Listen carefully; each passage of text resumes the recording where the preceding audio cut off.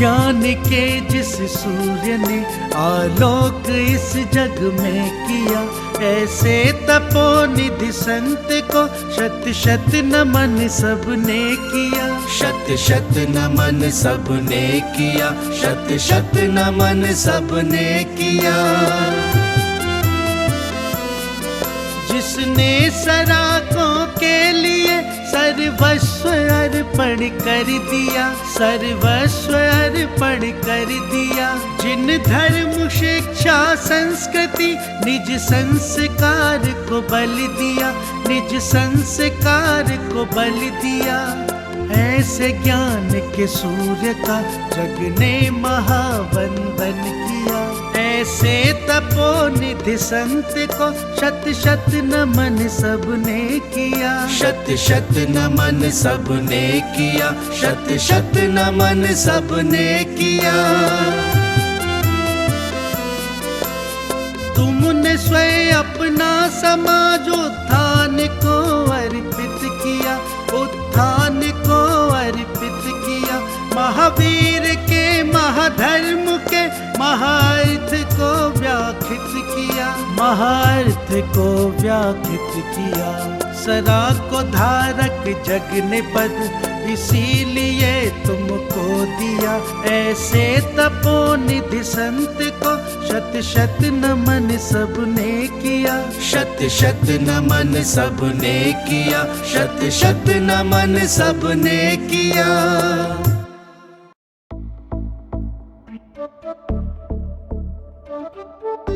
इस कार्यक्रम के पुण्यार्चक हैं श्री राजेंद्र कुमार जैन, श्रीमती मंजू जैन, CS संदीप कुमार जैन, श्रीमती श्वेता जैन, अनुश्री जैन, चिराग जैन, A251-252 लाल कोठी स्कीम, वर्धमान पथ, न्यू विधानसभा के पास, जयपुर 302015 राजस्थान।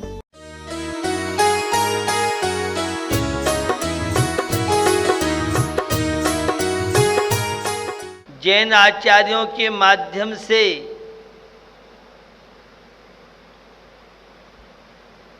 जिनवाणी में प्रतिपादित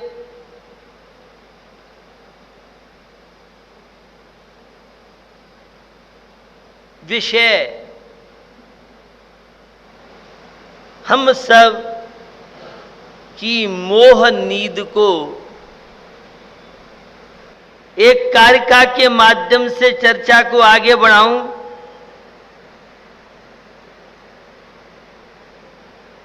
कुंतक कृक चशूलाद्यैर नाना शस्त्रैस्तनोद्भवैः खंडम खंडम विदीयन्ते पीड़यन्ति परस्परम। आपने तीसरे अध्याय में आचार्य उमा स्वामी के माध्यम से अधोलोक का वर्णन पढ़ा होगा। निगोद है, 7 नरक हैं और एक बार निगोद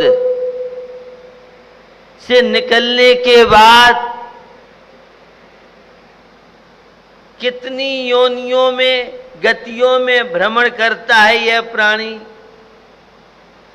4 गतियों में नरक गति भी एक है। आचार्य उमा स्वामी ने वहां की व्यवस्था बताते हुए नरकों में क्या व्यापार है तो उन्होंने कहा नारका नित्या सुबत लेस्या परिणाम देह वेदना विक्रिया। जो नारकी जीव हैं उनका काम अशुभ लेस्या, अशुभ विक्रिया, नारका नित्या परस्पर। वह नारकी जीव निरंतर कष्ट और दुखों को भोगते रहते, खोटे भाव, खोटी विक्रिया,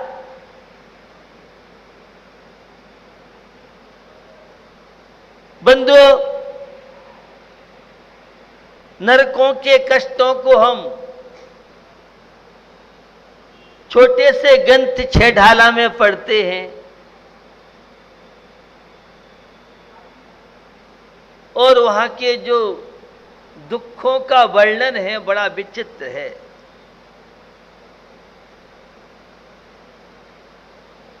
छह ढाला में आपने पढ़ा है,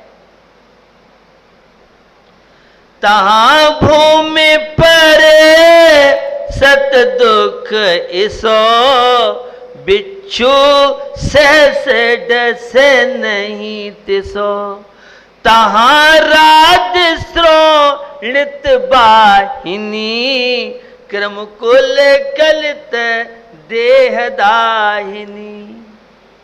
नरकों में बहुत कष्ट है।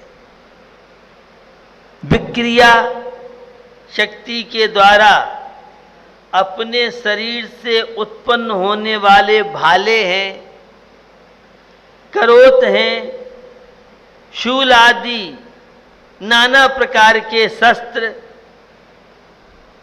और नारकी एक दूसरे के खंड खंड कर देता है। जिज्ञासा भव्य आत्मा की बनती है। वह जिज्ञासा यह बनती है कि नरकों में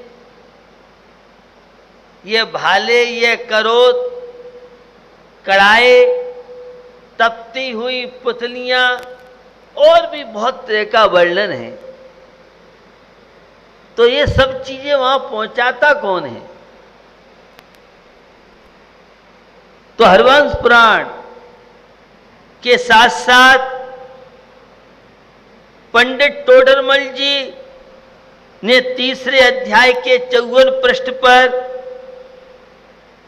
भी वर्णन किया है। पंडित सदासुखदास जी का रत्नकर्ण श्रावकाचार्य की टीका है, उसमें भी उन्होंने इन सब प्रसंगों की चर्चा की है। भगवती आराधना, सिद्धांत सार दीपक, त्रिलोक परिणति और भी बहुत ग्रंथों में आचार्यों ने बताया है कि यह नारकियों की विक्रिया हुआ करती। जब आचार्यों से पूछते हैं देवगति और नरक गति की विक्रिया में क्या अंतर है, स्वाध्याय प्रेमी तो सब जानते हैं,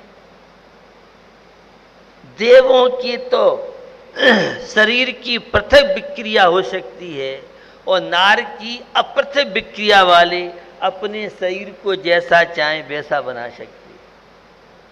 तो ये शस्त्र आदि जो भी है, अच्छा भी सोचें और तो भी खोटे भाव बनते हैं और ये नारकियों के तो बनते ही हैं।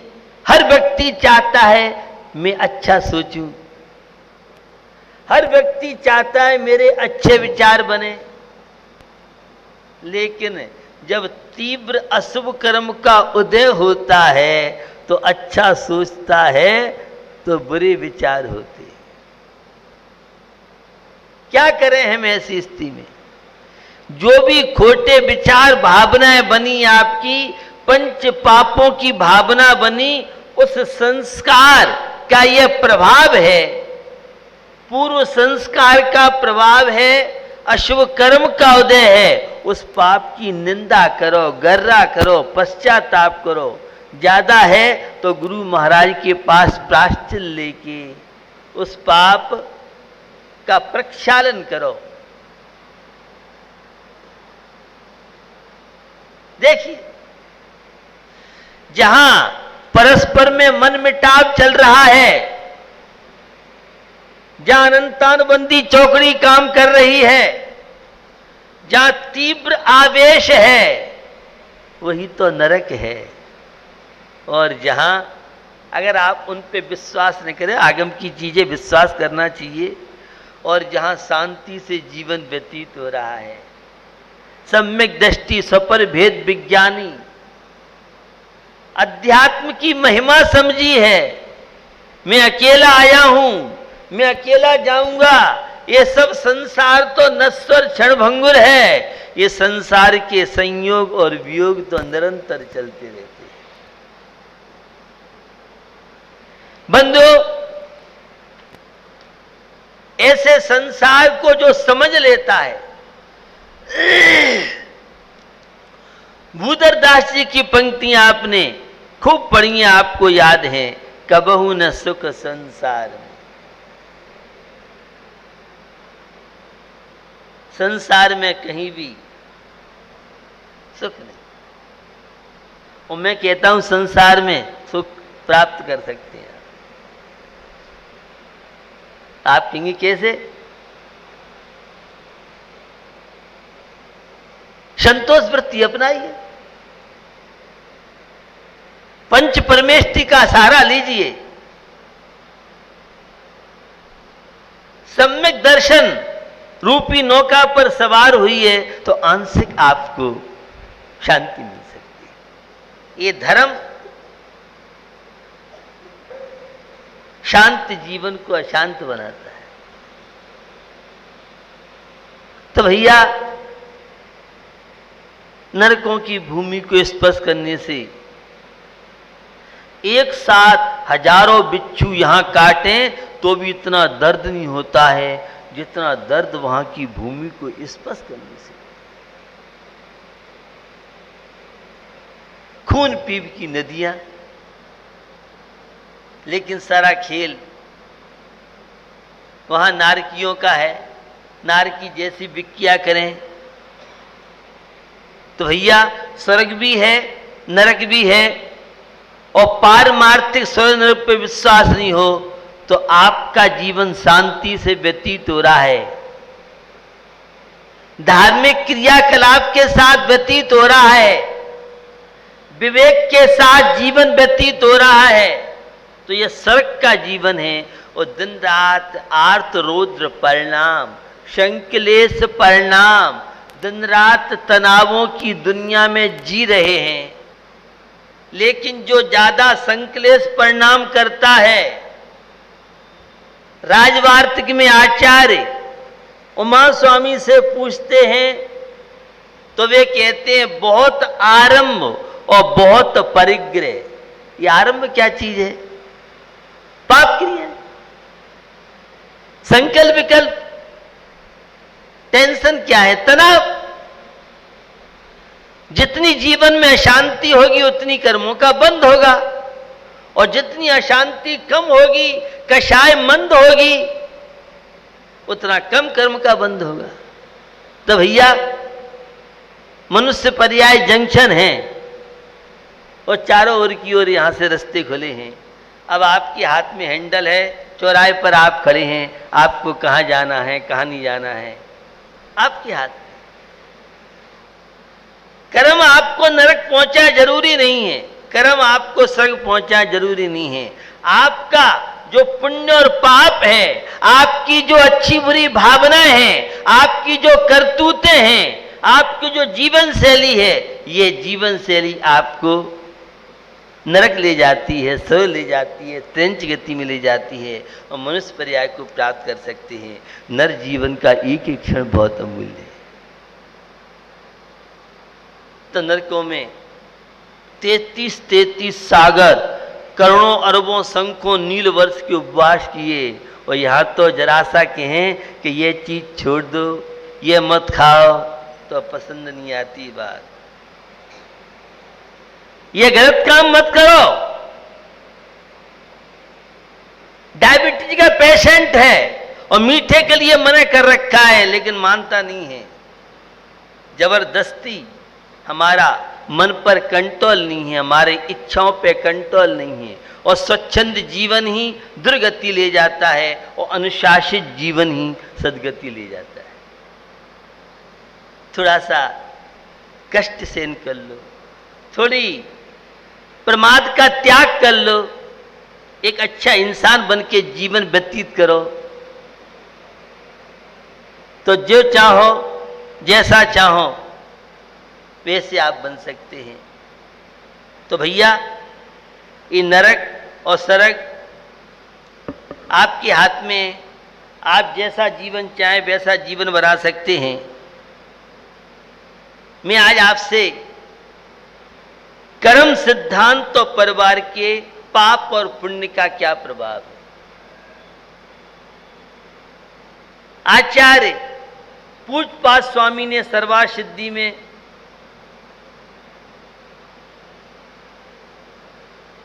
उस 8वें अध्याय में बंध की प्रक्रिया बताई है, तो 6वें और 7वें अध्याय में आश्रम कर्म कैसे आते हैं, पुण्य और पाप का क्या प्रभाव है।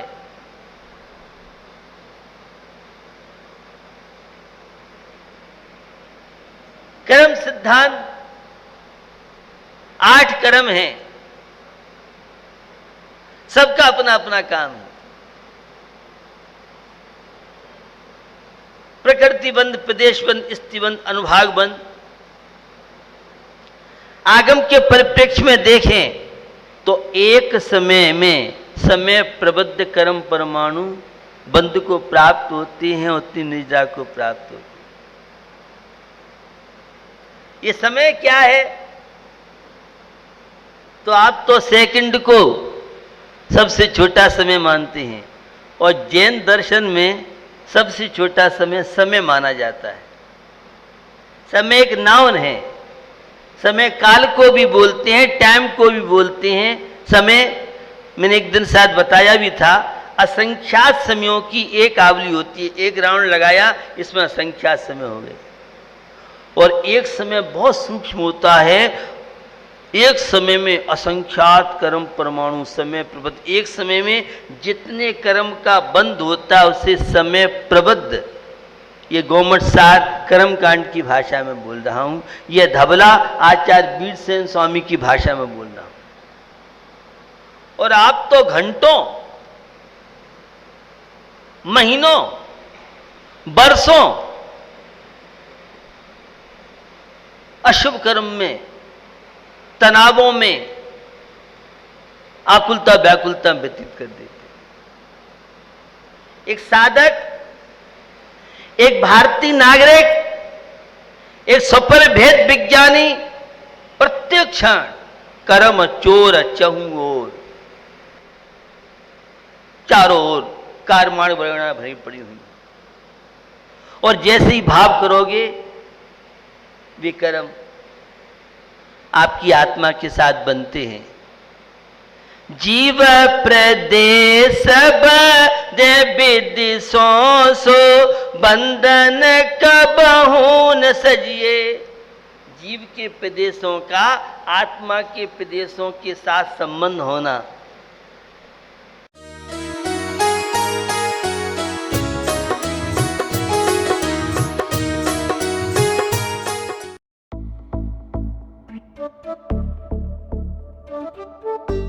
इस कार्यक्रम के पुण्यार्चक थे श्री राजेंद्र कुमार जैन, श्रीमती मंजू जैन, CS संदीप कुमार जैन, श्रीमती श्वेता जैन, अनुश्री जैन, चिराग जैन, A251-252 लाल कोठी स्कीम, वर्धमान पथ, न्यू विधान सभा के पास, जयपुर 3020।